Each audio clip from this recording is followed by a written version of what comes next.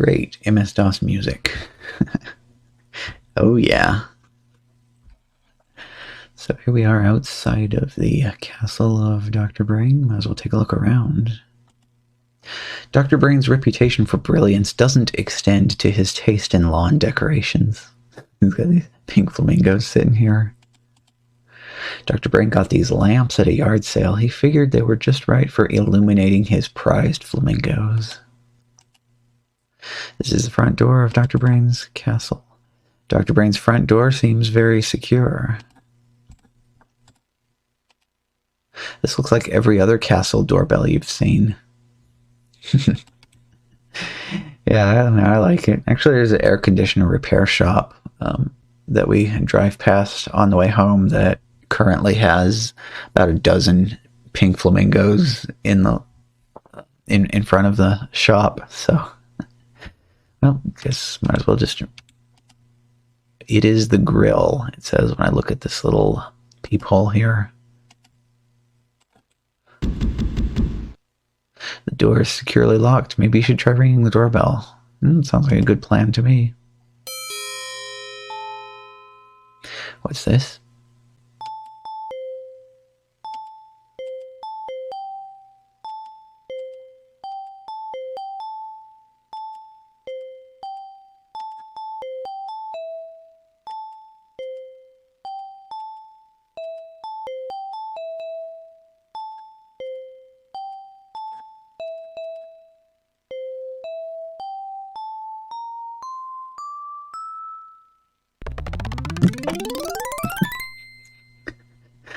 Probably not the way most people would expect that door to open. Now, where are my free breadsticks? I don't know if anybody remembers when Little Caesars had the little memory games in them, and you could, if you got a high enough score, you get free crap. Congratulations, you have successfully unlocked the front door. You are awarded the memory puzzle plaque. You keep it to help you remember this feat.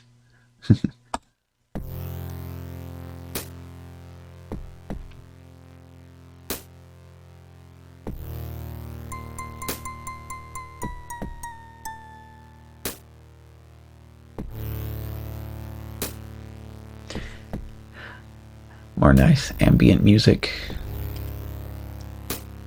A sign on this wooden door reads, Math Marvel. How does that go? Mirror, mirror on the wall. No, that only works in mixed up fairy tales. You've heard that people were shorter in medieval times, and it must be true. This armor is at least a foot short. Well, it's kind of a little difficult to make out, but yes, the suit of armor is only standing on a single leg. The other leg is up here, being used as a flower pot. Flowers must be standing in a foot of water. This metal door is labeled magic numbers. Wooden, you know it. The desk is 3 foot tall.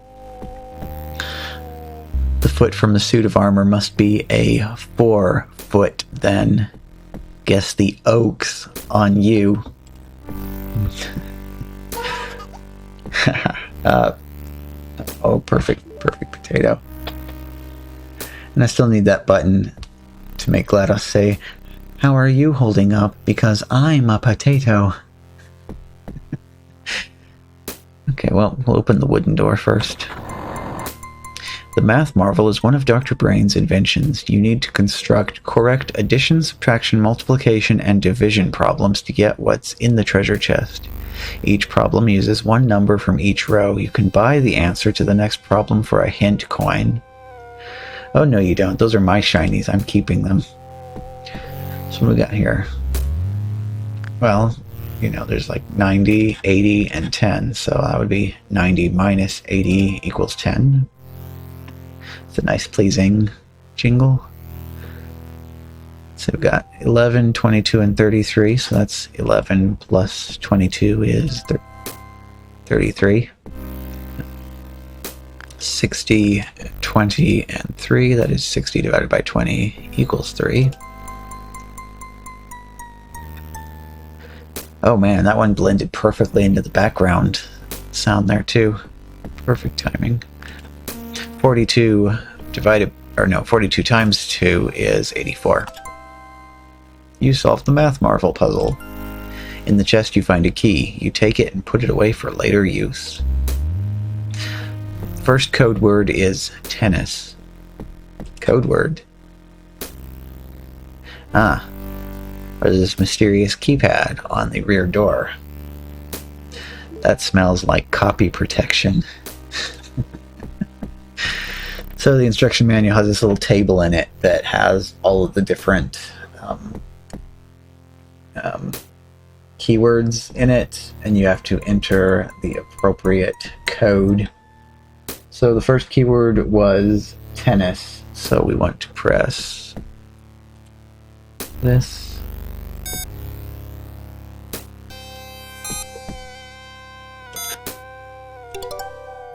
You hear a click. You figured out part of the combination. Good going. It's funny though is that the hint coin slot does actually work on this puzzle. But the thing is that after the first 2 coins, if you try to click on it a third time, it pops up and says the slot is jammed and you can't put another coin in. Let's go ahead and slide open the drawer on this table. Inside the drawer you find a sliding tile puzzle. The object is to arrange the tiles correctly by sliding tiles into the empty space. When you have correctly arranged the tiles, you'll have the numbers 1 through 3 across the top row, 4 through 6 across the middle row, and 7 and 8 on the left side of the bottom row. Click on any tile in the same row or column as the empty squares to slide it and its neighbors into the empty square. You can spend a hint coin to get some suggestions on how to solve this puzzle. Well, I mean, it's just your basic sliding tile puzzle, so you just got to do it, really.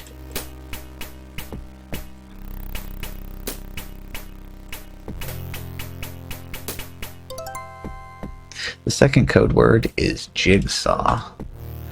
Go ahead and put that in now before I forget. Jigsaw, so we want this, that, and that. You hear a click. You figured out part of the combination. Good going. It's funny. Like they figured back in the 90s, nobody would take their instruction manual to the library and make a copy of the page with the copy protection on it, and then use that along with that copy of that floppy. This is a magic square. Place numbers in the squares such that they add to the same totals across each row, down each column, and along both diagonals. If you get stuck, spend a hint coin for some clues on how to solve this type of magic square. Because remember, you start out with 1, 5, and 9 across the middle, so that gives us 15. Okay, 15, 14, 15, okay. 7 and 3, 4 and 6. There we go. 15s all the way across the board. The third code word is chess. So chess is going to be that one, and that one. There we go. As the door opens, you notice a small award plaque showing that you have passed the mathematics examination with distinction. You pick it up proudly. You have entered a room filled with clocks of all kinds. Your gaze is drawn to the 4-button panel next to the cuckoo water clock. You now have 60 seconds. Oh my, this is noisy.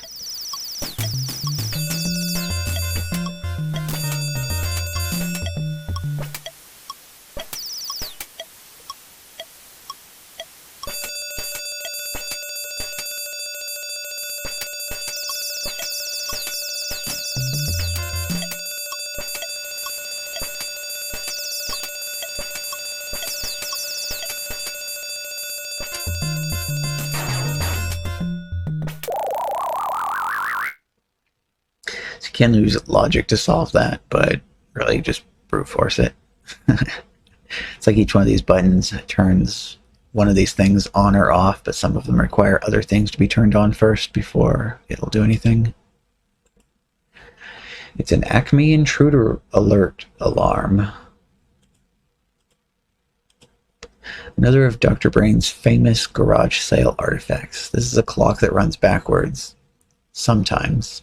It doesn't keep very good time even when it's running, but might make a pretty good fan if you attached some fan blades.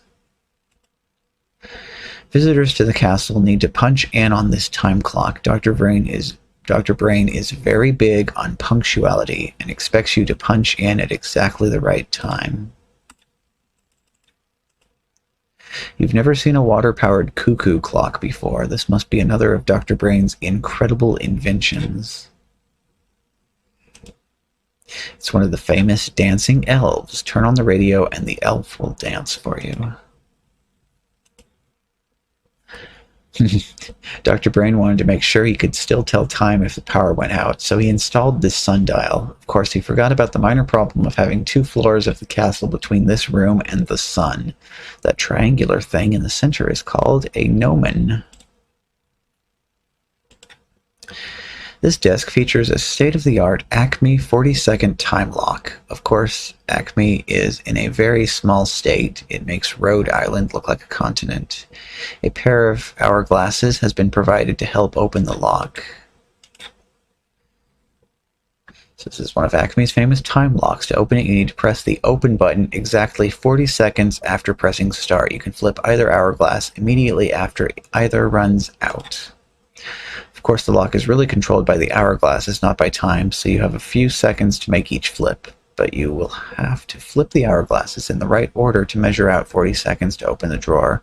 The large hourglass will run for 25 seconds when flipped, and the small one for 15 seconds. I'm going to get some tips. Well, 25 plus 15 is 40, so we just start. So the 15-second hourglass will run out first. But that's okay. We just ignore that and wait for the 25-second hourglass to finish.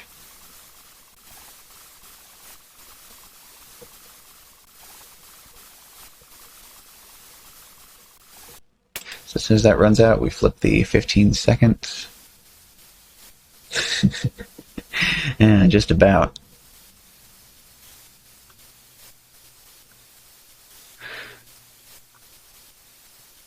Yeah, and then we just, there.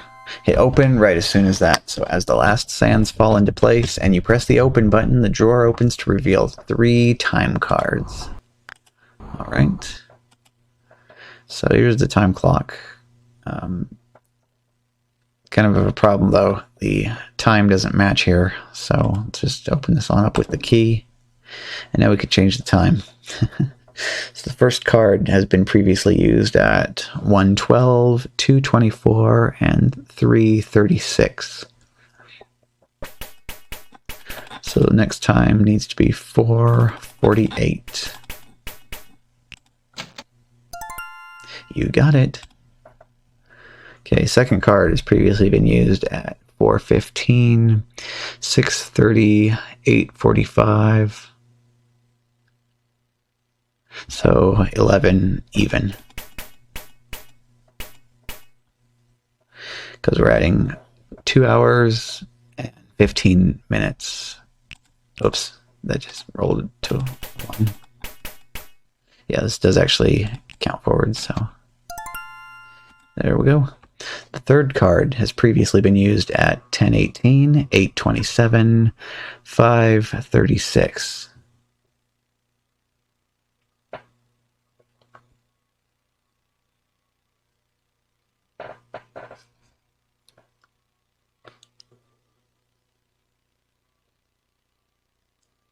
So 1:45. You got it. Good going. You're now punched in and ready for work. The back door opens to reveal an elevator car. So this is a 3D maze. You can use arrow keys to navigate.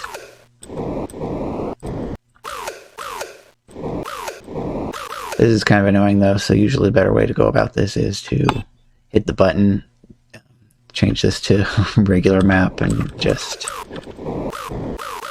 go based off of that instead. Yeah.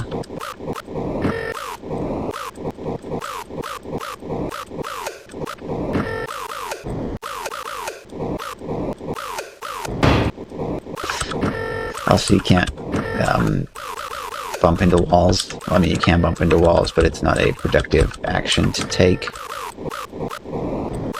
And that's a dead end.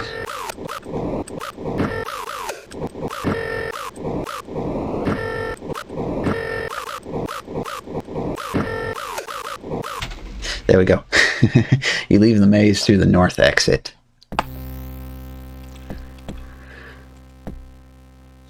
It's one of those capacitive, touch-controlled light bulbs.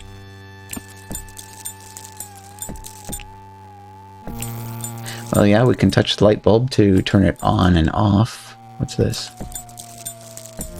It's a spinning mace and flail. Better stay clear. Those spears look really sharp. Ouch!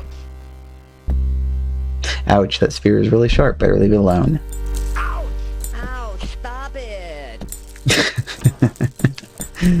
Okay.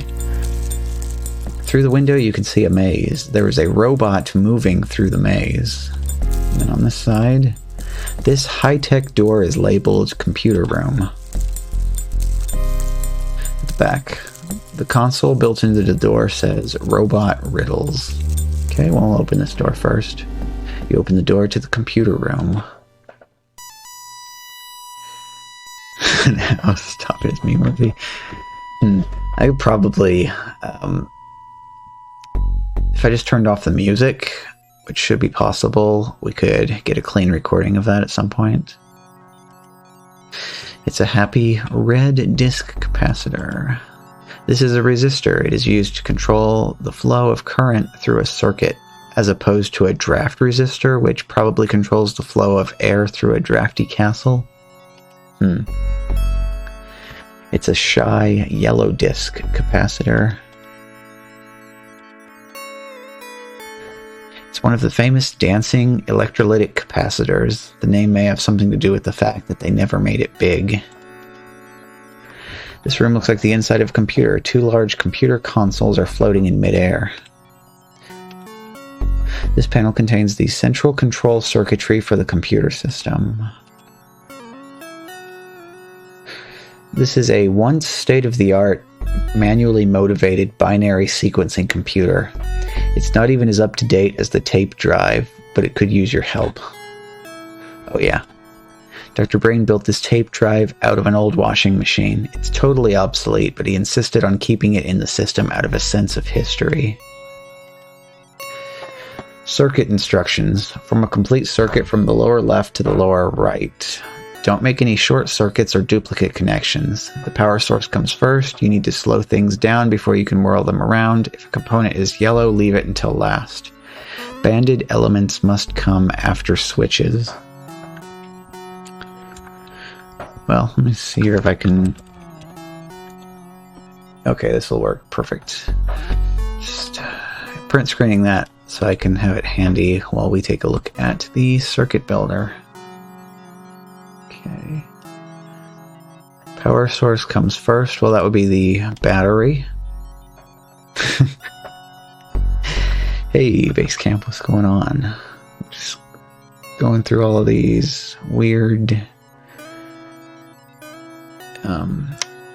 almost educational games. Yeah, I already worked my way through Reader Rabbit 1 and 2, and now we're just taking a trip through the old castle here. Let's see, so power source comes first. Weirdest game ever, yeah. Especially when you take the time to go through and actually use the eye on all of the components here. Stuff to... Why is that? Okay. Get all of the weird flavor text out of it. Yeah. power first. Slow things down before you whirl them around. Resistor and then swirly thing. Component is yellow, it must be last. And that leaves a switch going right here. Oh, that's cool. Your brother and yourself would play it for hours and hours. Yeah. I also have Island of Dr. Brain already ready to go as well, but it's going to take a while to get through this one. I also have Castle of Dr. Brain and Lost Mine of Dr. Brain, but I never liked those very much because they completely changed up the format. I like the sense of progress and advancing from room to room and all that kind of stuff. Plus the environments in the first two games are just really interesting. Congratulations, you have successfully assembled the central control circuit. Now you can pick up Easy Listening 107, all music all the time. Either that, or you've managed to repair the binary sequencing computer. You are awarded a memento copy of the control circuit, proving that you know how to follow directions. Okay, and then we just move on over to this. So this is just counting in binary. So 15, 1, 2, 4, 8, 16. So all of these, yeah. 29, 1, 2, 4, 8, 16, 32, okay. This is another one, honestly, you can just brute force it. 1, 2, 4, 8, 16, 20, okay. 16 and 4, or wait, 18, yeah, okay. 62. Okay, 64 is too much. 48, 50. 62. Okay, here we go. Following directions is an important skill. Yeah. Congratulations, you have solved the binary conversion puzzle and fixed Dr. Brain's stereo system. A magnetic data card pops out of a slot on the console, and you pick it up for later use. Now there's this nuclear reactor.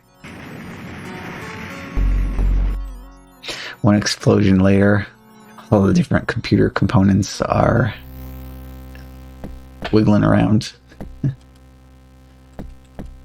won't let us look at it again. The circuits are buzzing, the computer is running, you don't need to go back. Oh yeah, that's in the very next room from here. Programming. You open the door to the robot maze. You kind of zip through this here a little bit.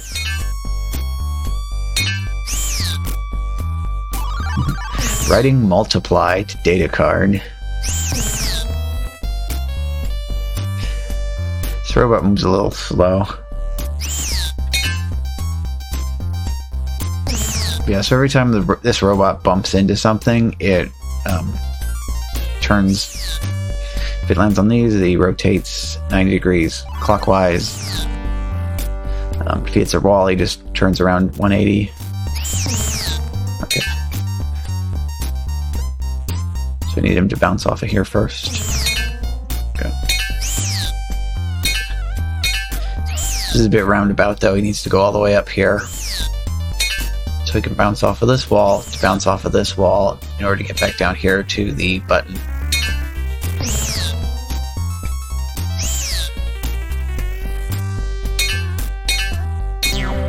Okay, so that changed some of the little whirlpools.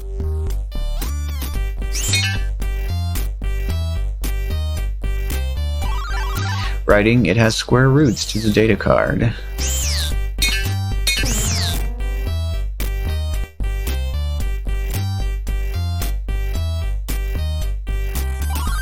Writing, they're afraid of short circuits to the data card.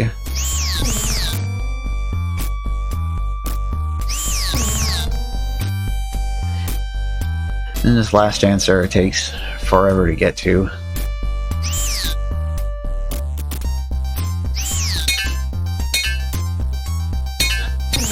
Go ahead and get these ready to go. Faster, robot. You take too long.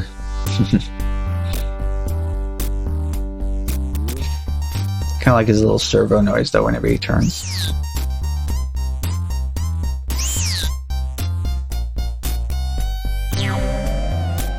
Okay, and then this button, then that button, and then finally we get the last answer.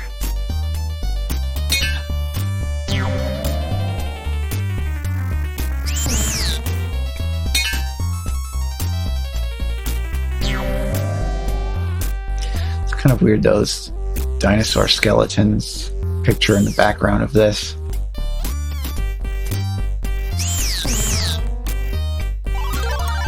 Writing a calculator to the card. Congratulations, you helped the robot get out of the maze. The robot has escaped from the maze. There's no reason to go back. Alright, so now we have all of these answers and they go to these jokes. What's special about the way a robot plant grows? And the answer to that is, it has square roots. What kind of computer does a dairy farmer use? A calculator. Why do robots always take the longest path between 2 points? To avoid short circuits. You've solved enough riddles that the robots think you're their kind of humanoid. Door opens. You're in a room filled with spare robot parts. The room is dominated by a large glass case containing a simple maze. A robot torso is attached to one end of the maze. You also see a computer console on the table near the front of the room. As you enter the room, the 3 robot heads on the shelf begin to speak. You know that Dr. Brain has created 3 models of robots. One kind is programmed to always tell the truth. Another kind always lies. The third model alternately tells the truth and lies. I am programmed to always follow instructions precisely. Iron Face also follows instructions precisely. I am programmed to always follow instructions precisely. Saucer Head never follows orders correctly. I am programmed to always follow instructions precisely. I am the only precise order follower here. Each of these robot heads is obviously a different model. Only the truth-telling head will follow your programming precisely. The lying head will always do the opposite of what you tell it, and the confused head will alternately follow your instructions or do the reverse of them. Yeah. So actually, based on the messages that the robots tell you, it is possible to logic this out and actually figure out which robot is which. But at the same time, you can also just plop them onto the robot body and try the program out and see whether they follow your instructions or not. Can we take a look at this real quick? No. Okay, let's take a look at the computer. Okay, book. So we're going to go for the book first. So the book is going to be the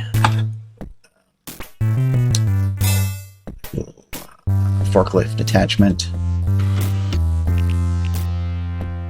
So correct directions for that: left, up, right, on, right, down, left, left. And this is where it gets complicated. I think it's up, up, up, right, up, right, up, off. It's confusing because of the way this thing handles corners, but we'll see what this does. Head, present, arm, present, programs, status, ready. Systems all check. And turned on. And turned off.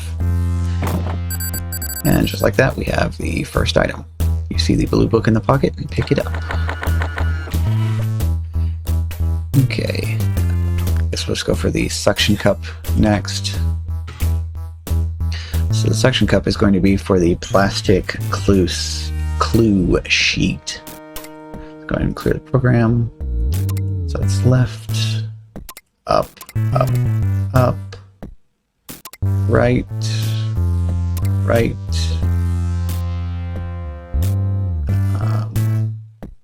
right one more, or not, I don't remember. I'll try it and see. It'll complain if it's not right. On, left, left, up, right, up, off. So playing on higher difficulty levels, each robot head would burn out after collecting each item, so you actually would be forced to use all 3 of the robot heads.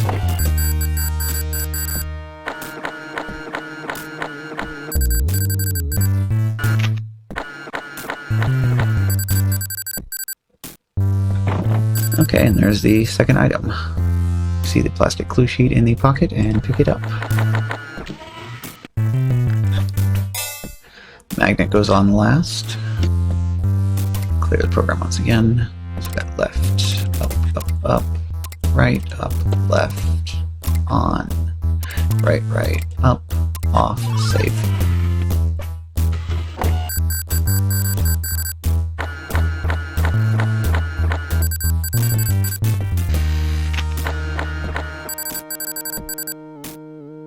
And there we have it. That is the maze completed 3 times.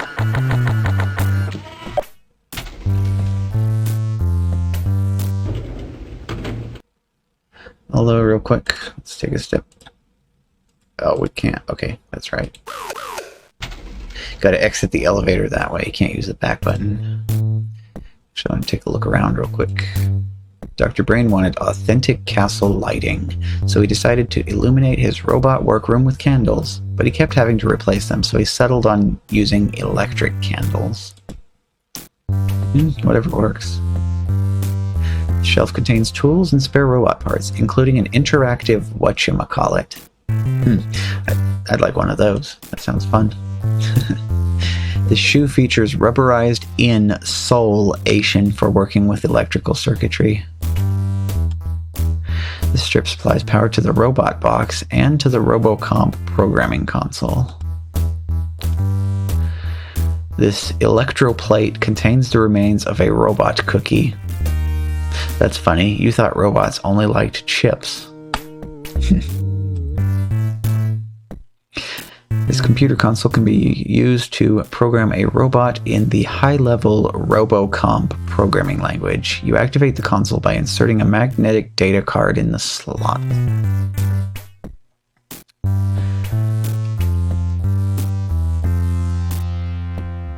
Yeah, I think that's actually basically it for everything to look at in that room.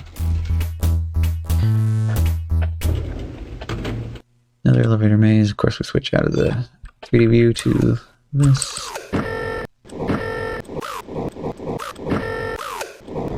Dead end.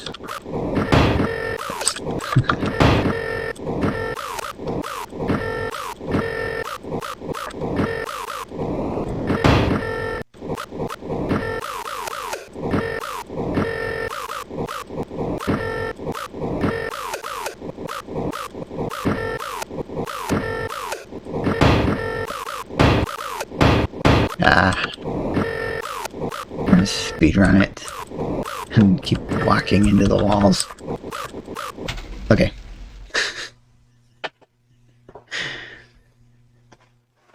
Oh. Yeah, I think the very first computer I ever played on this, it was with a 75 megahertz Pentium. That would be rough. Loading times after every step. Exit the maze once again. This is a bust of Dr. Brain on a classic Ionic column as used by the ancient Greeks. You had no idea he was so old or so vain. The marble bust is cool to the touch. After all, it hardly knows you. It's a rubber tree. These can be very useful should you fall off a high cliff. They are much less useful inside a castle.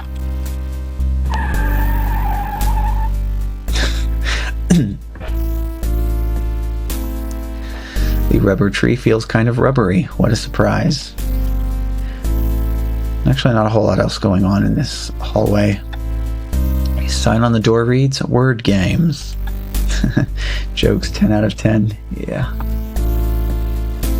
Oh yeah, also I'm done with the screenshot from earlier. Go ahead and open that door up. This is a word search puzzle. Find words of 4 or more letters relating to sports and games in the grid. Select words by dragging the mouse from the first to the last letter of each word. Using the keyboard, highlight the first letter of the word, press enter, highlight the last letter, then press enter again. All of the words are in a straight line, either horizontally, diagonally, or vertically in any direction. Many of the letters are used more than one word. There are 24 words altogether. A list can be found in the game manual. Each hint coin you spend will find a missing word for you. You need to find at least 18 of the 25 words. You've located 0 words, you have 18 left to go. Okay, yeah. So this one was always kind of annoying. Let's see, so there's tic-tac-toe at the top. Baseball, going from down upwards there. Golf, football, jacks,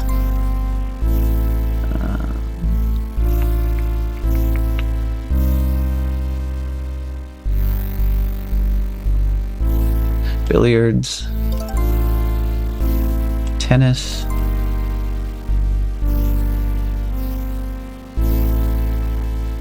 reverse blackjack,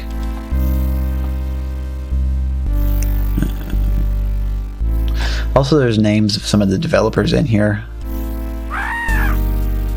You spotted one of the team members' names, but we're people, not sports or games. Still, thank you for choosing us. So we have Corey up here and Brett over here. Probably a few more in here as well, but yeah. Okay, here's horseshoes. Oh yeah, and there's Dennis. Checkers.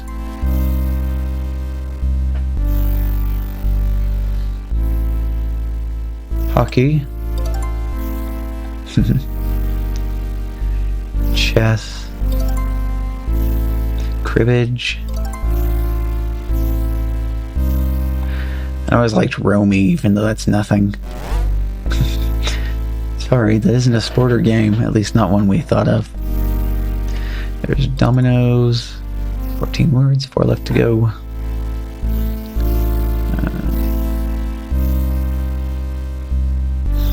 Hearts. 3 left. Bowling. Right. Yes, bowling.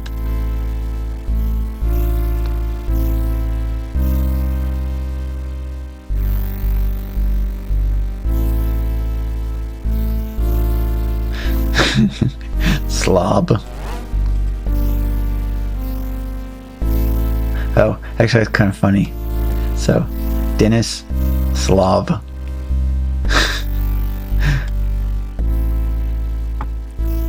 Oh, and here's Doug.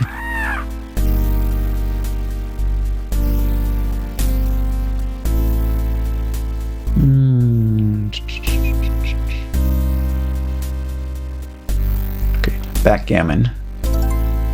1 word left. Oh, here's John.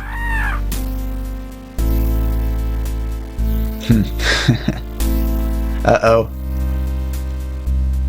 Uh-oh. I'm not gonna say it, but look at the screen.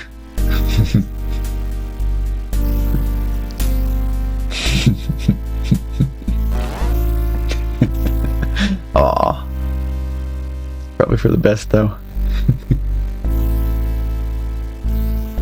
Dibs. Pool. No, poo. Not poo. Pool.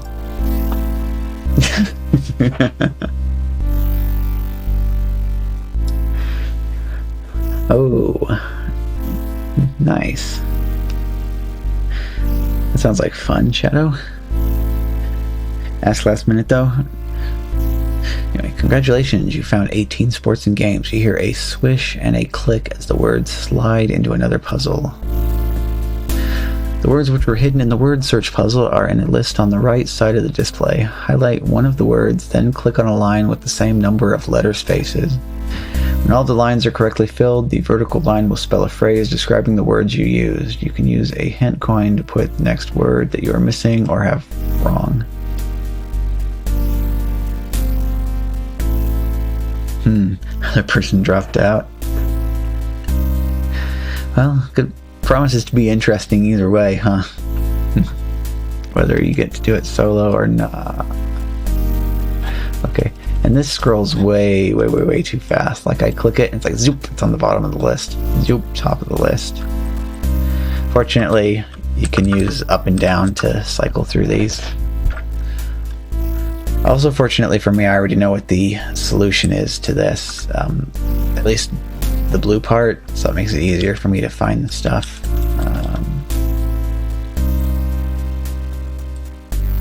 Backgammon, yeah. Something with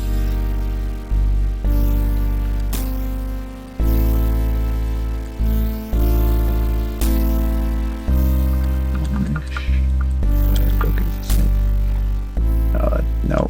Well, it moved. There we go. M in third position. Dominoes, yes. E in the third letter.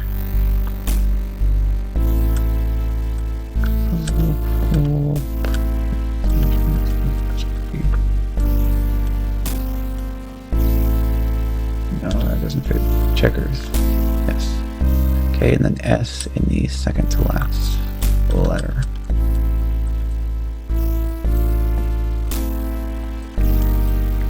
Chess. Okay.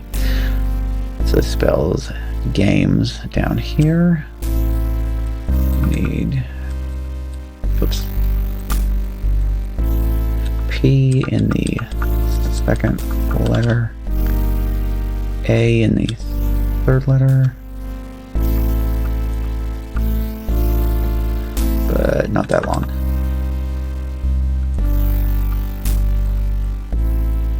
Hearts. Okay, and then R in the second letter. Actually, I saw cribbage. L in the second letter. Blackjack. O in the second letter. Not bowling, that's too long.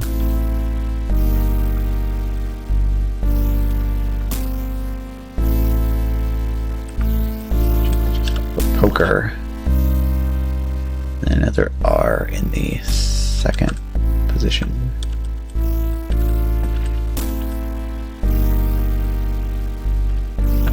That's not too long. R, bridge. There we go. Okay, spells out parlor games.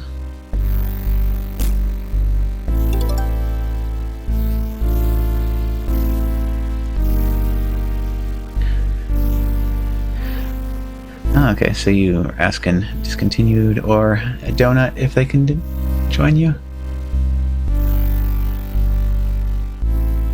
Yeah, that would be cool.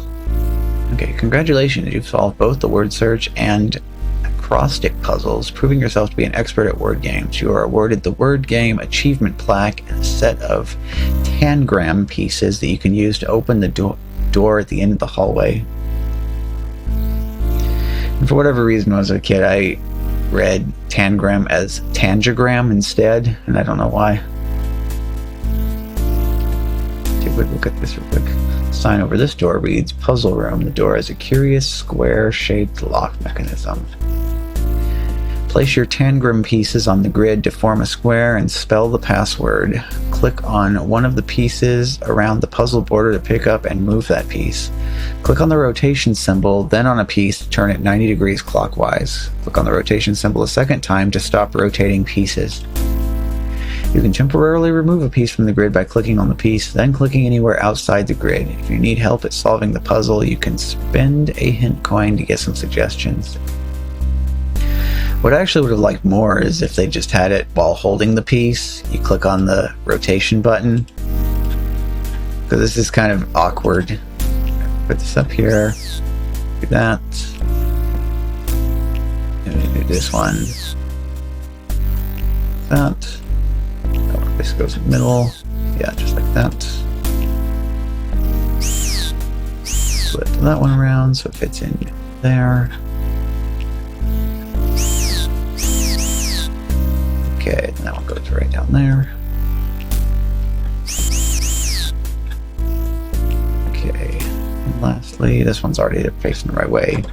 Enter. Congratulations, you formed the secret password Enter with your Tangram pieces. The door to the puzzle room opens. This room looks incomplete.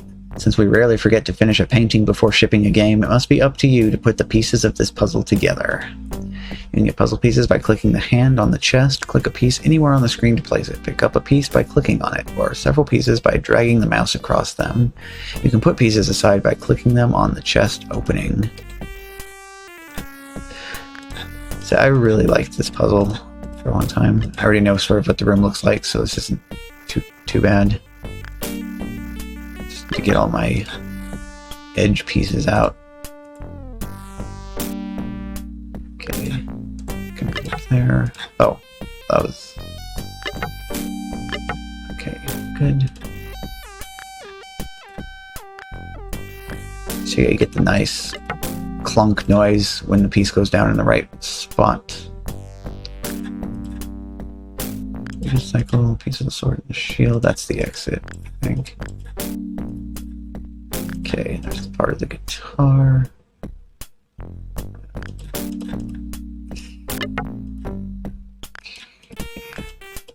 Somewhere over here. Yeah, there's the edge. Table. Get the fan.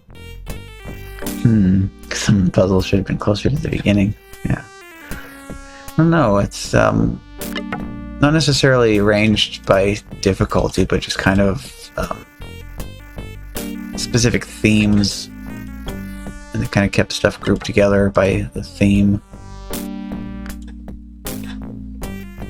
Okay, and there's the corner piece. Teddy bear is up there. Okay, so that's actually an edge piece. I'm not sure if I've ever played through this this puzzle on the highest difficulty. The pieces are smaller, if I'm remembering correctly. The beginning was too difficult for you. I guess this is where it would have been more interesting to have a more non-linear type of game instead.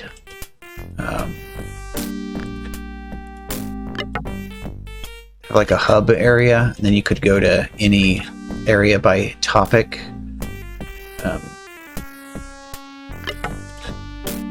And then get like a key that you'd take back with you, and then once you had all the keys, you would open up the path to the end.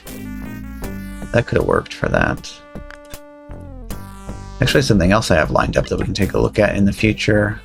This is another one that's going to take a lot longer to play through. I have Museum Madness. There is unicycle. Oh well, let's put that one away for a second. Okay, there's the problem. I put that up there. Yeah. Okay, and then the drama mask. Okay, corner, good. Bowling pin, also good. Corner with the guitar. There we go. It's all coming together now. Bottom of your cycle there.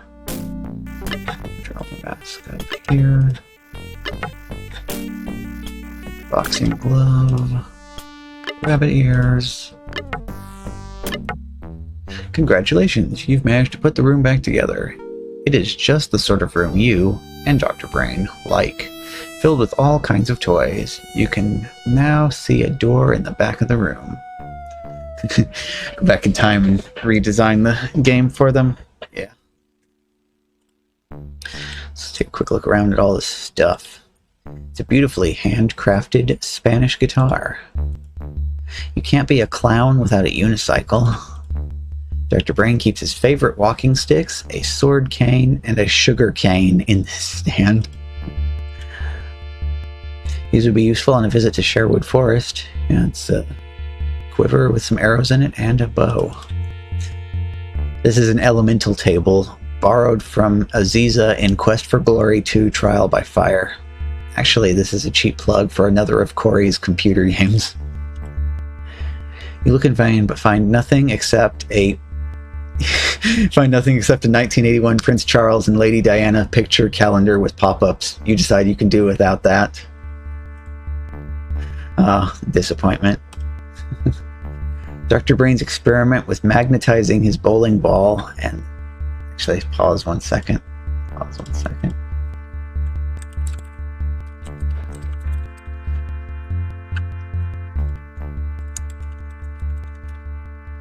There we go. Anyway, Dr. Brain's experiment with magnetizing his bowling ball and the head pin almost worked, but he got caught. Or rather, the pin did. So it's actually, bowling balls are usually made out of resin. Bowling pins are made of wood and painted. So I don't know how Dr. Brain managed to magnetize them. But yeah, there we have the bowling ball and the bowling pin very stuck to each other.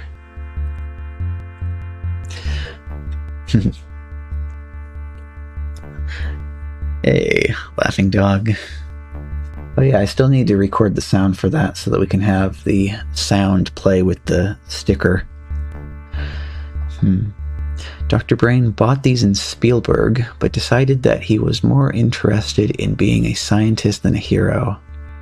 Of course, you can do both. Watch out, another cheap plug coming up. All you have to do is buy Quest for Glory 1, so you want to be a hero. Tee-hee-hee. Got a triple out of it that time. Here, watch me pull a rabbit out of my hat. On the other hand, maybe you'd better leave that for the professionals. Oh, Ow! Crap. Oh.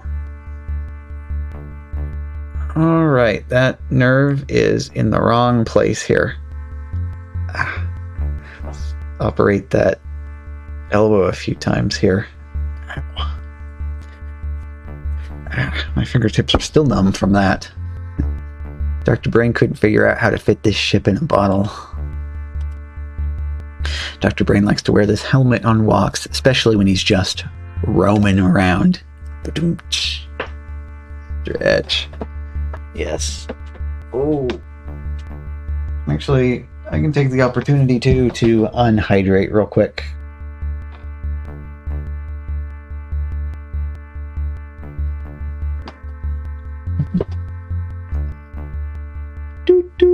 Okay, nope. Yeah, I always do a quick check when muting, just to make sure it's muted.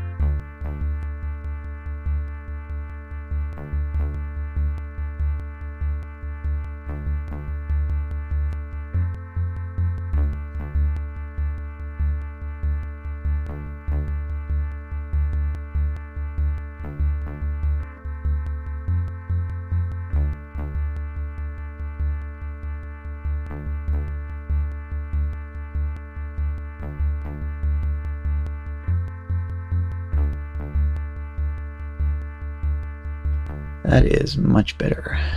And hey, Axio, what is going on? Yeah, I'm going a little bit of a different direction today. We actually started out with a Reader Rabbit 1 and a Reader Rabbit 2, and we moved on to something with a lot more substance to it than either of those other two games. Also nice and convenient too, isn't it, how Castle of Dr. Brain always wants to make sure that you know exactly what game you're playing at all times by putting it across the top of the screen. Coffee and water. Coffee and water. That's my recipe as well. I already got the coffee part taken care of, so here's got my water here. Super villain. Yeah. Well, I mean, wait till the next game when you see what's on his island. It definitely just reinforces it. Just roaming around. Okay. Oh, it's teddy bear. It's unbearably cute. And this clown doesn't seem to know which end is up. It's like a Jack-in-the-Box type thing. This head looks wigged out. It's like one of those little styrofoam heads with the wig sitting on top of it. On closer inspection, you discover that these cards have been marked, but why would anyone want to know which cards are 8th?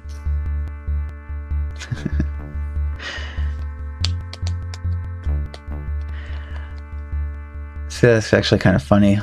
It's like a little bit later, in the demo to the Stanley Parable, there's this big button that when you push it, it just causes a voice to say 8. So you go 8, 8, 8 over and over again. Does Dr. Brain wear the wigs? Who knows what Dr. Brain does on the weekends? Yeah, I think we have... Oh wait, this is a porcelain theater mask. Okay. In his youth, Dr. Brain contended for the heavyweight title as Bare Belly Brain. He lost. Wears the wigs and nothing else. Maybe he came up against Mike Tyson and didn't have a CRT, so he couldn't beat him in Mike Tyson's Punch-Out. Can't actually touch anything in here, though. We can just look at it. Strangely enough, though, the rear door opens despite being made out of puzzle pieces. Dr. Brain puts the wig and the mask on and streams on Twitch. Oh, and here we have a nice portrait of Dr. Brain right here. Dr. Brain looks friendly enough, but you wonder if he could be hiding something. Dun, dun, dun. What's with the darts, though? Game's not going to say anything about the darts, huh? What do we have here? The cabinet features a numeric keypad. Maybe this is a test of your screen resolution. On second thought, these letters look very familiar. You're sure you've seen them quite frequently in other places. The top few letters look especially common. Huh. Man, yeah. Colonel, is that you? What's this up here? Sign says Dolce Omar. Must be some kind of code. Although before I clicked on it, it actually looks like this part says Doge, not Dolce. No, it's the whole stream, not the camera.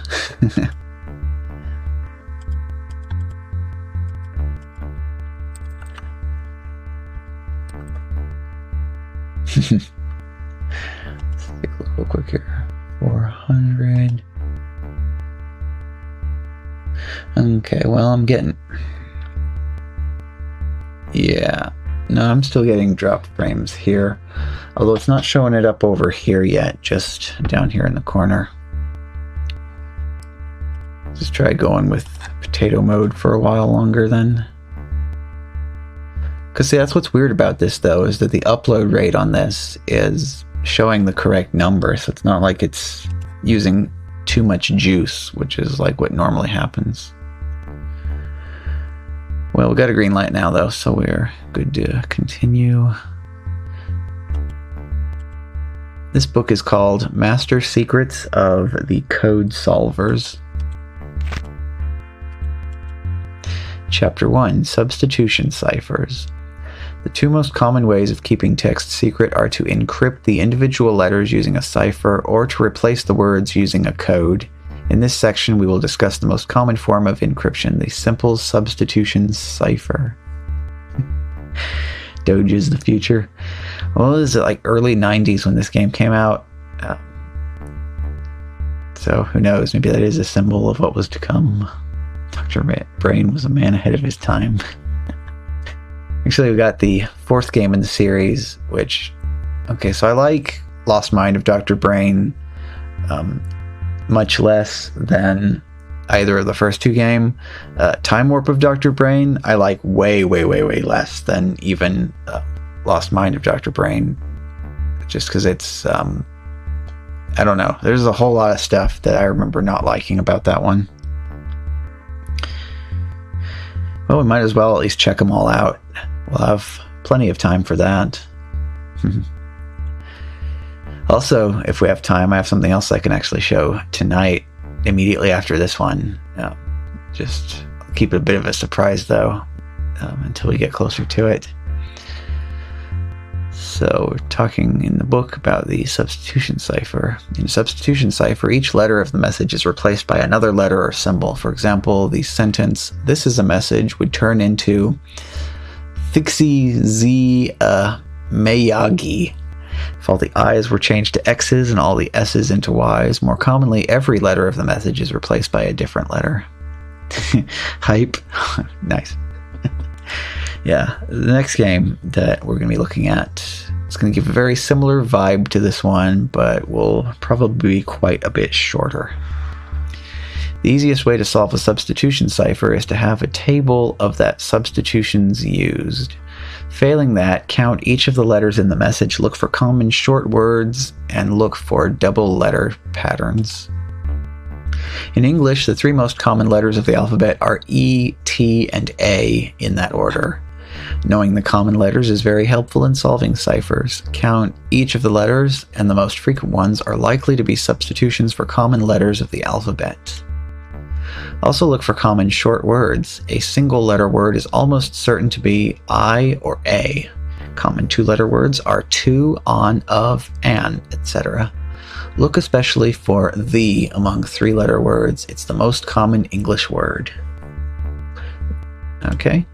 Finally, check out any double letter pairs. Not all letters can occur as pairs. Frequent letter pairs are T, T, O, O, L, L, F, F, N, N, E, E, S, S, R, R, and M, M.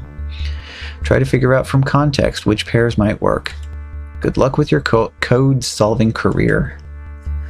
And then we have this scarecrow being hung from the gallows here. This guy looks like a real dummy. But is that any reason to hang him? Apparently to Dr. Brain it is.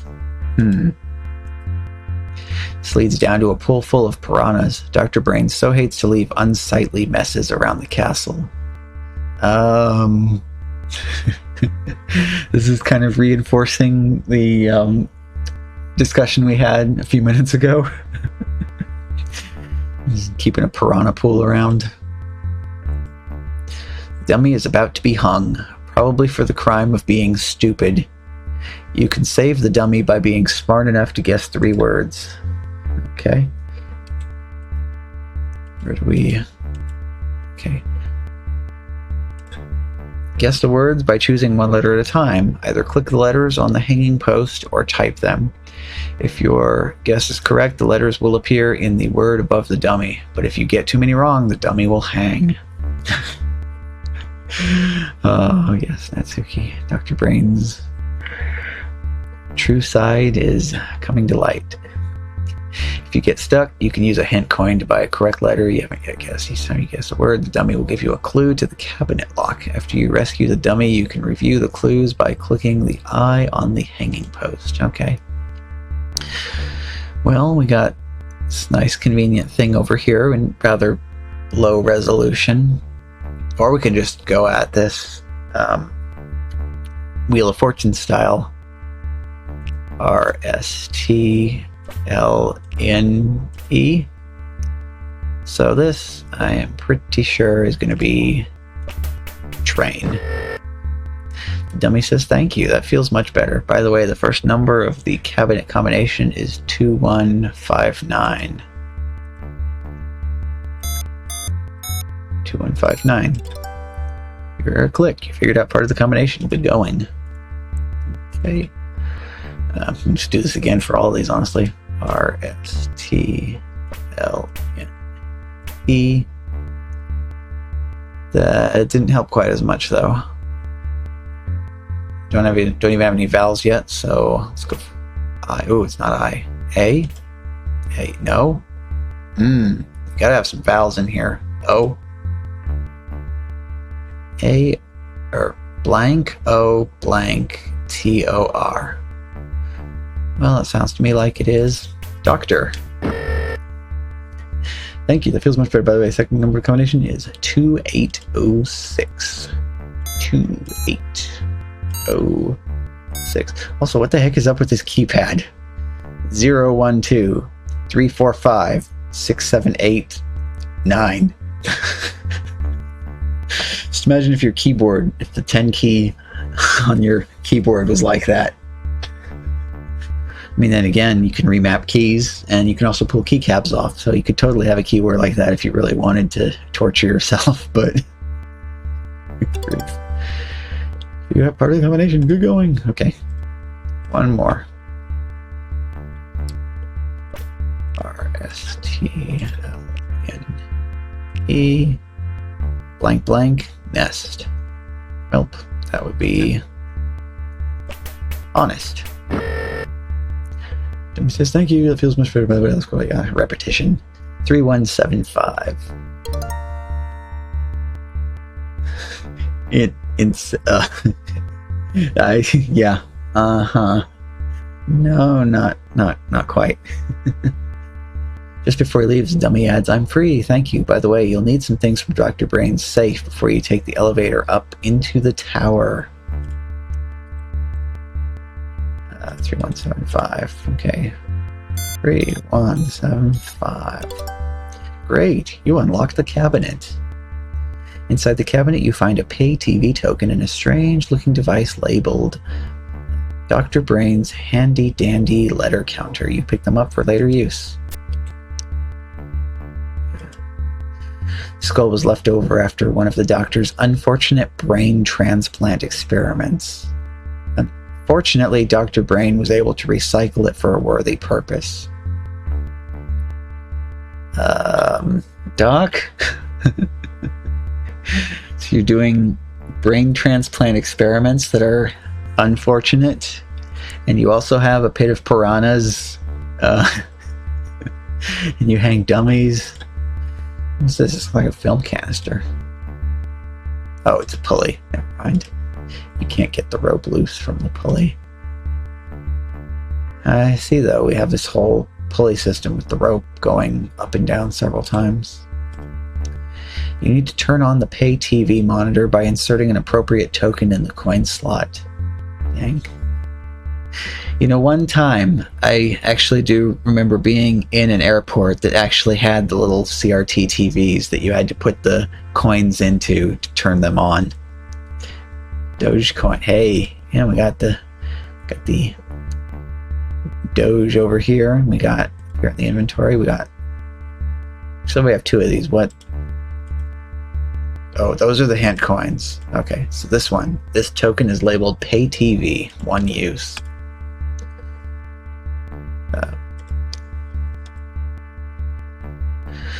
All right. Nifvum ritio tul ik eken if kukman offum licky nfum ritio dumk bio yif sifhi hibi sifso nifv yif sus abmul McClemty Nifv. Okay. Well, number one, they said whichever letter appears the most is going to be the E, so we'll just hover over these and see which one has the highest count with the counter. F has 11.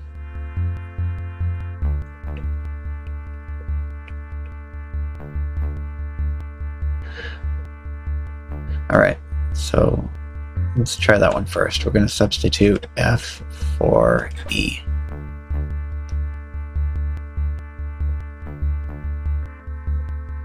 No? Anything else then?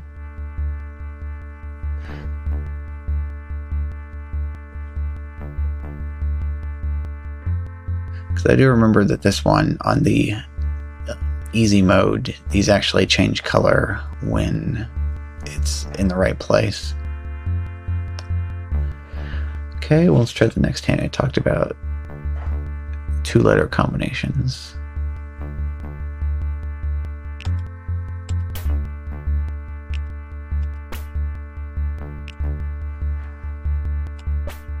Above. Or wait, does this one actually not change?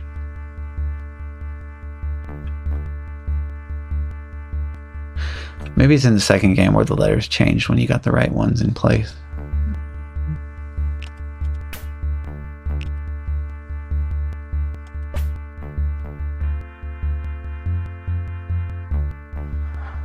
Double letters. Okay, yeah. So, oh wait, I did that, and okay, never mind then. It definitely locks correct letters into place, so you could actually brute force this if you wanted to. So it's not double L, not double T.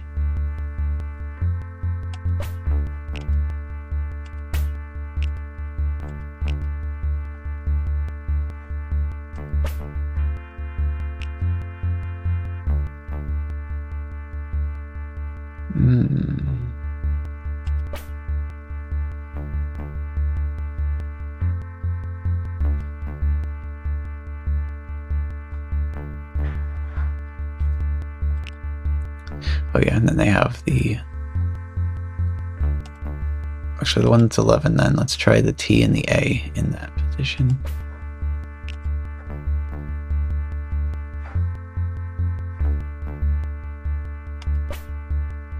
No. O-I-N-S. Oh, okay.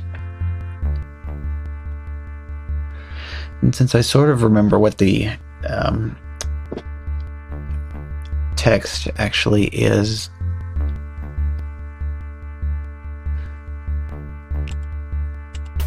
I could work through some of these that way.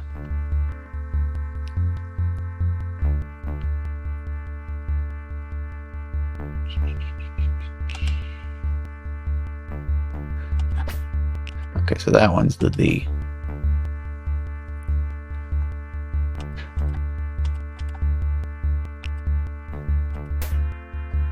Okay, now I'm remembering key to, yes, this substitute with the V, M for R,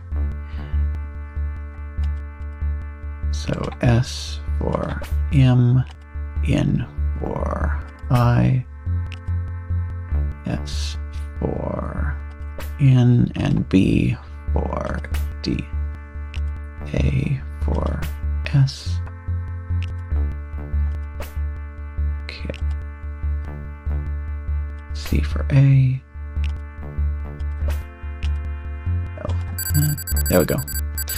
Your mind is the key to every door. Set your mind free and no lock can hold you. No bars can restrain you. And while I was busy reading that, I didn't see what the message on the bottom said, so thanks for that game.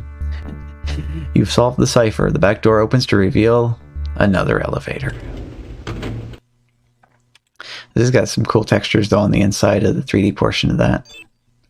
Too bad I don't ever look at that. I just look over to the... look over to this part.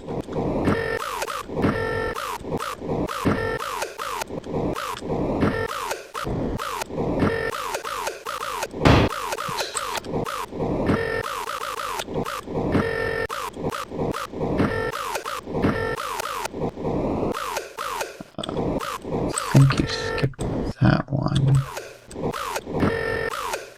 Oh, okay, no, that's just a... yeah, oops. Okay, there we go. You leave the maze through the north exit. You are in Dr. Brain's private planetarium in the castle tower. Only Dr. Brain would put the sun and the stars in the sky at the same time. Dr. Brain has arranged for several of his favorite constellations to appear on the planetarium dome. Your gaze moves across the majestic heavens, just above the smog line. What do you have on the wall here? Dr. Brain picked up this spiral nebula at a great discount, using his revolving charge, of course. Nobody seemed to be using this manhole cover, so Dr. Brain picked it up to use as a planet. You think this planet might be Saturn, at least that has the right ring to it. Dr. Brain has been missing this baked potato for some time.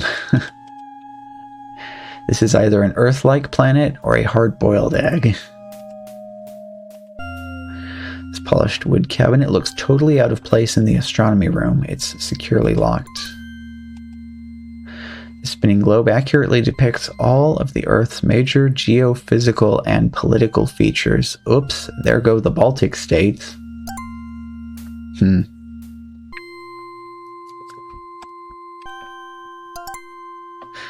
Actually, that's kind of the other thing, too.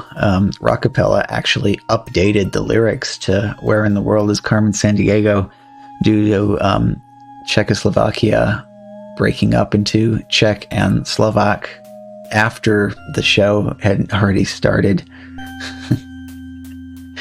So, that's kind of cool that they actually updated that. Anyway, I think we click up. Okay, find the stars on the sky dome which make up each of 4 constellations. Click on just those stars which form each constellation. If you think you have an incorrect star, click on it again to turn it off. Please find Perseus. Or is it Perseus? It becomes difficult when you're dealing with Greek and or Roman pronunciations of stuff. There we go. Congratulations, you've located Perseus. Please find Ursa Major.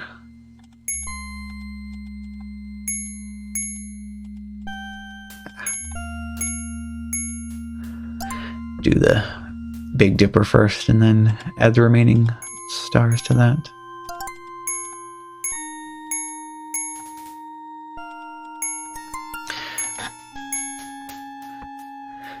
Now, what actually does suck about this one is the hitbox on clicking on these stars.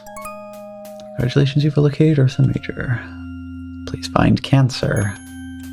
I'd rather not. They mean the crab.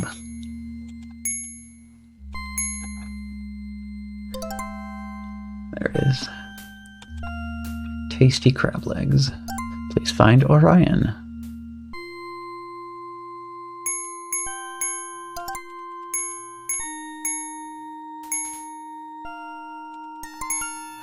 Right here especially, it's got a whole bunch of stars in a row. Okay. There we go. That's all 4. Congratulations, you have located Orion. Out of this world, you have located all of the constellations in the star map. Oh. And now a UFO has burst forth from the cabinet and is zipping around wildly.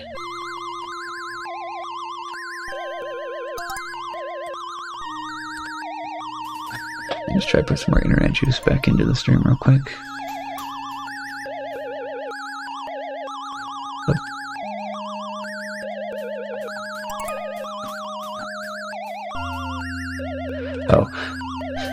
Oh, and you can also look at the constellations too. Perseus, who was the Greek hero who killed Medusa, returned anyone who saw her face to stone, and rescued Andromeda from Cetus, sea monster. Ursa Major, or the Great Bear, includes the familiar Big Dipper. The cup part of the dipper points towards Polaris, the North Star. The Great Bear, who was originally a human woman, Callisto, who was Zeus's lover, Hera got mad and changed her into a bear. Cancer was a giant crab in Greek myth. Cancer fought Hercules at one point, but Hercules won. Perhaps this is why Cancer is so crabby. Actually, it would have been Heracles during the Greek part, wouldn't he? He was renamed Hercules when the Romans stole all of the Greek myths, isn't that right? The mighty hunter Orion was companion to Artemis, goddess of the hunt. Orion carries his hunting equipment on his 3-star belt. No, I'm not going back in there. Apparently the UFO is saying when I click on the cabinet. These aliens have lost their homes. Pick any 2 face-down cards and try to match an alien with its home planet. When you make a successful match, the cards will turn face up. The Maleri are firmly rooted in their environment. Visit the scenic sky cities of Arios. That match doesn't work. Stroud is famous for its strange striped towers. Mastons are never at a loss in weighty matters. Metallica exports heavy metal bands. Okay. Get ready for a hot time on Magma 4. Graviton is a massive planet. Well, it sounds like the heavy aliens would enjoy that. Great, you have matched the creature with his home. He'll be much happier now. 95% of Oceania is covered by water. Oh, and then right next to it, the webbed amphiton species are washouts as diplomats. Winged Icarians have flighty personalities. Let's see, do we see the one for those yet? I'm not sure.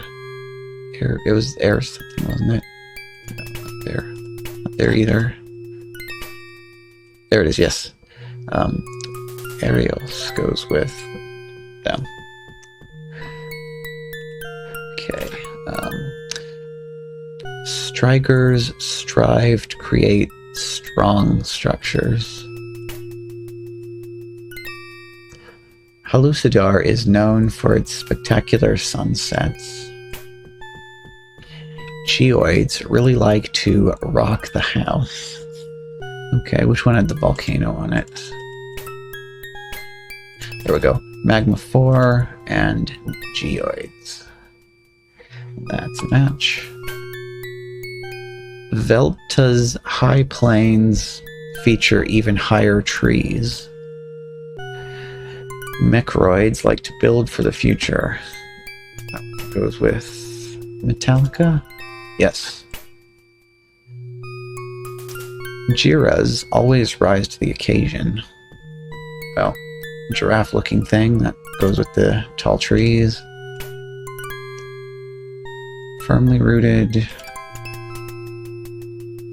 I'm not sure what the connection is between these two other than it being one of the only remaining matches left.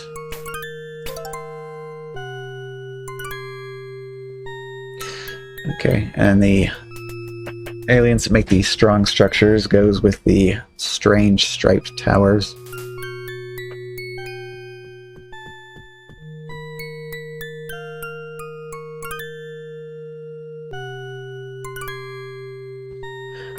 I guess you also kind of match that up based on the kind of tigery striped pattern that that alien has on its skin.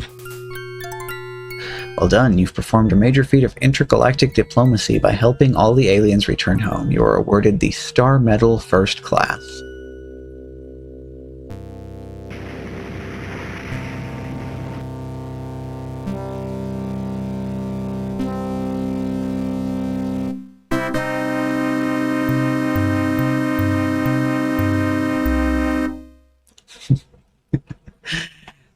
At the dawn of mankind, some mysterious power conferred intelligence on our ancestors. Now the monolith is gateway to even greater knowledge, the office of Dr. Brain. That whole segment there, of course, is referring to 2001: A Space Odyssey. But to pass through the monolith, you must show that you know the cradle of mankind, your own star system. Tag each of the planets with its name if you can catch it. Right, well, closest to the sun is... Whoop. Oh, okay. Mercury. Venus. Earth. Okay. Conveniently, they have the orbital rings actually drawn out here, so we can just count those to figure out what we're looking at here. Mars.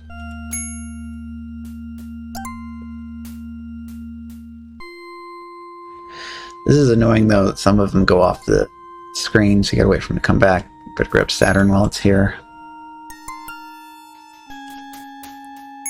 Jupiter right there. My very educated mother, yes. Aw, Pluto's still a planet.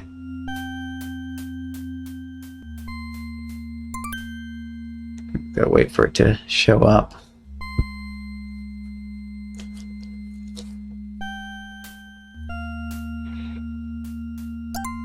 There it is.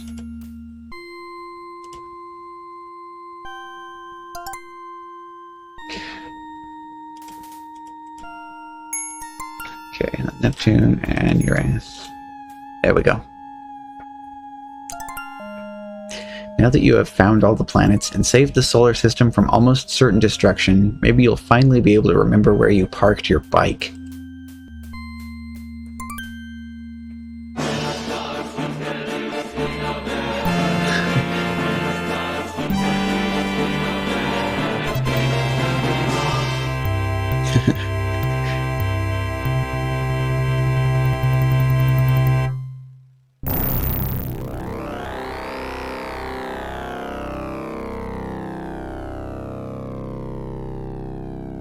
My God, it's full of puzzles. Yeah, cementing the 2001 reference. This is, my God, it's full of puzzles. Well, step one, let's see what the phone wants. Hello? Hello? It's someone from the pizza parlor asking why Dr. Brain hasn't paid last month's pizza bills. This overstuffed chair looks as though it's seen better days, but it's still very comfortable.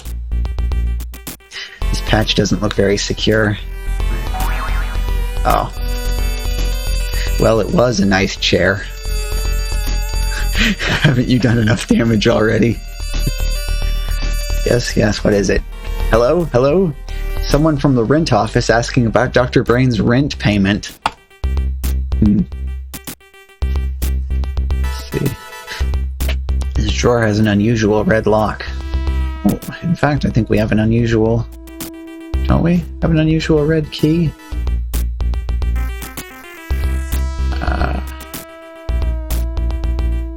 I don't see the key.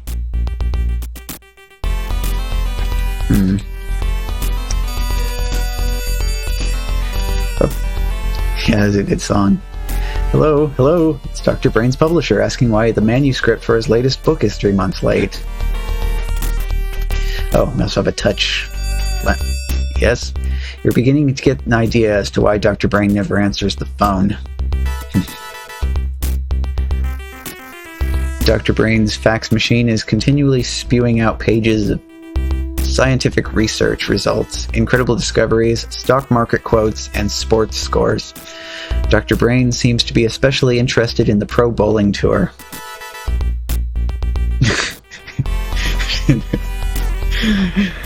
I feel like Dr. Brain is going to be dead in the bathtub. What do we have up here? This board is labeled Things to Do Now. You can start doing these once you become Dr. Brain's lab assistant. You better wait until then. It's a desk stapler. This looks like the only way Dr. Brain can hold things together around here. Better leave the phone alone. They're starting to sound mad. You just hear a dial tone. Go down here. The trash can is totally full of old papers, magazines, and newspapers. At least these aren't out on the floor. It appears that Dr. Brain could use a housekeeper as well as a lab assistant. Busy scientists go through a lot of paper. This board is labeled Job Skills and looks like a giant job application. Oh, okay. Doki Doki Literature Club. Sayori scene, but it's Dr. Brain dead in a tub. Okay. Alright. Timeliness. It sounds like our hourglass. We gently enter the lab. Okay. Pattern recognition, that would be... Well, let's see. Follows instructions was the circuit board. Let's see. Robot, that is programming. Of course, 2 plus 2 is 4, that is mathematics. Let's see, then we had the stones from the entrance, that was the memory game. Memory. Cosmic consciousness, well, the constellation's the only one that fits the bill there. Language, that's gotta be this 8T EAT board. Pattern recognition and logic and deduction. Pattern recognition, well, it fits puzzles pretty good, like jigsaw puzzles. That leaves this one for the slot. You're a voice from the next room. Very good. You seem to have mastered the skills you'll need. Please meet me in the control room behind the bookshelf as soon as you can. Okay. 1. This foe couple guspin forcy tifmg. Quivu kimvif kipple po forcy tifmig. A fu sefi kipple guspin 5 tifmig. Kavu sefi kipple po upk tifmig. A fu zifm pux kipple guspin kapoon tifmig. Kavu hisfo kipple po Kapoopan tifmig. Convidal digdalfo pis exhibit weebu be a foxbiz?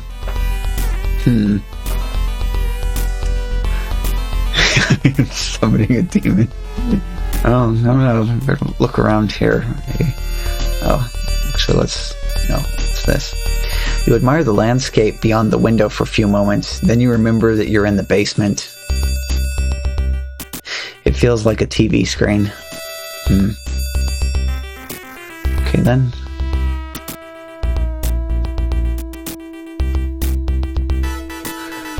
Well, something is amiss here.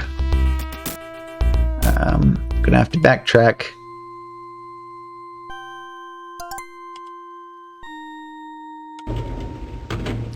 Oh no, I have to backtrack all the way through the elevator as well.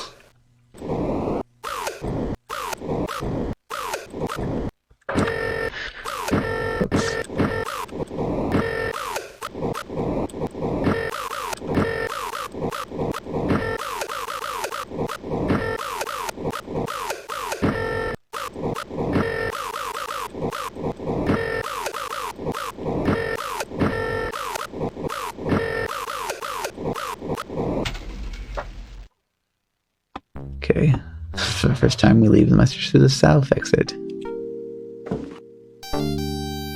Taking everything's in the cabinet. Oh. Uh-huh. So we had a plaque for this, but we didn't actually complete the puzzle.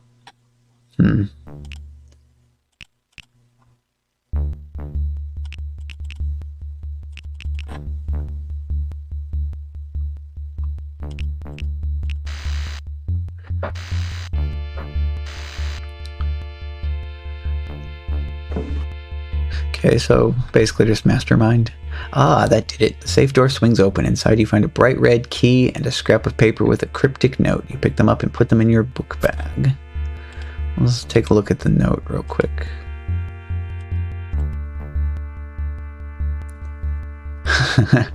This is a small scrap of paper on which is written, "Cosmic clue. My very energetic mother just sent us 9 pies." Okay. What was this?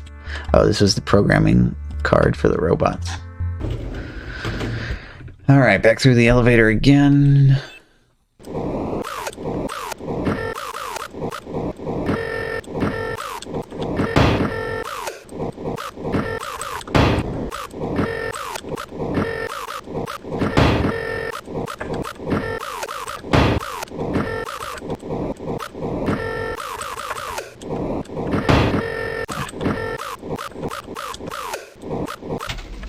Okay, well now we have the key that we need.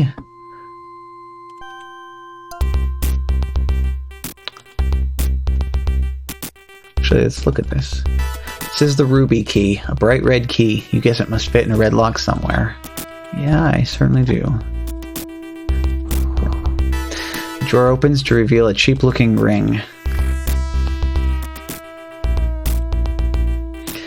This is Dr. Brain's secret decoder ring. Unlike most examples of the genre, this one seems to contain a low-powered laser and full translation computer, not available in cereal boxes. Suddenly the clue sheet begins to make sense, except for the part about the Hinway. What's a Hinway? Get green book from third shelf, put blue book on third shelf, get red book from fourth shelf, put red book on top shelf, get yellow book from bottom shelf, put green book on bottom shelf, pluck chicken. Or was that a Hinway? Okay, do this real quick because it doesn't want both of these to be on the screen at the same time. Okay. Green book from third shelf, put blue book on third shelf, get red book from fourth.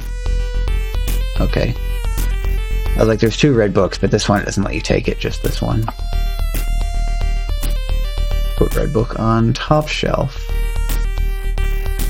get yellow book from bottom shelf, put green book on bottom shelf, and pluck chicken. You hear a voice from the next room. Congratulations, you have solved every problem I set forth for you. You shall be my new lab assistant. I hereby award you this certificate of achievement for your accomplishments.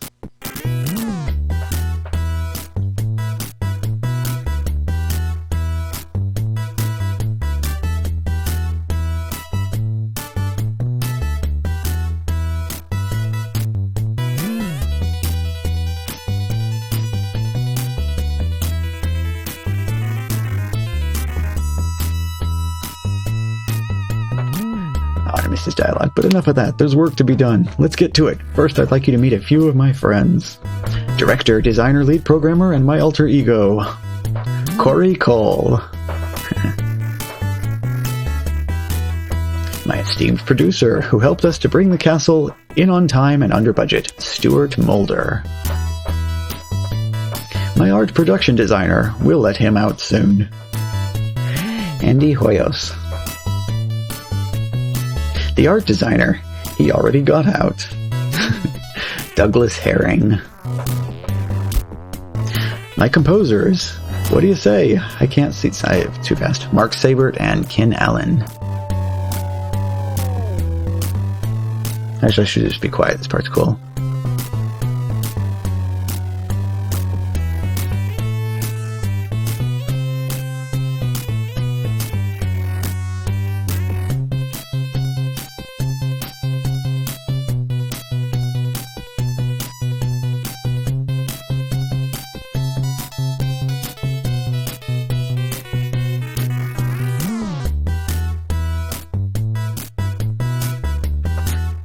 Oh, yes. I work for the evil overlord. Well, as long as he doesn't ask for sharks with frickin' laser beams attached to their heads, I think we'll be doing okay.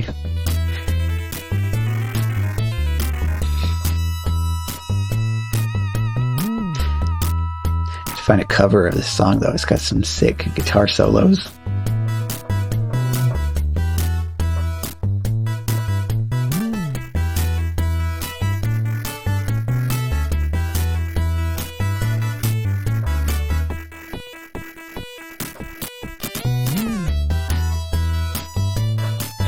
Quality assurance leads, making sure the castle is as clean as can be.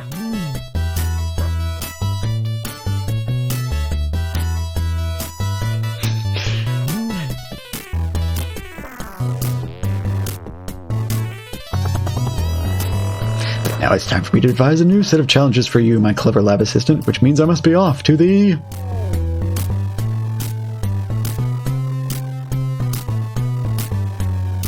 Island of Dr. Brain. It's also some sick syncopation on the beat there.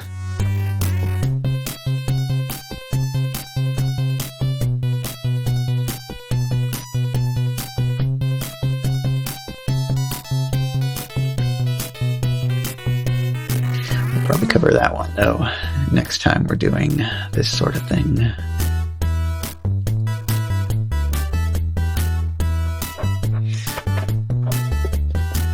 This is just going to be an endless loop now, I think.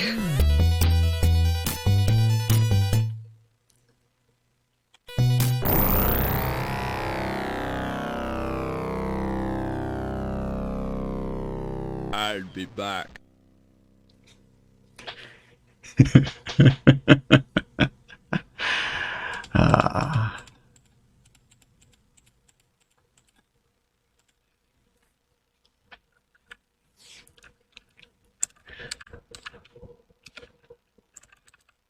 Yep.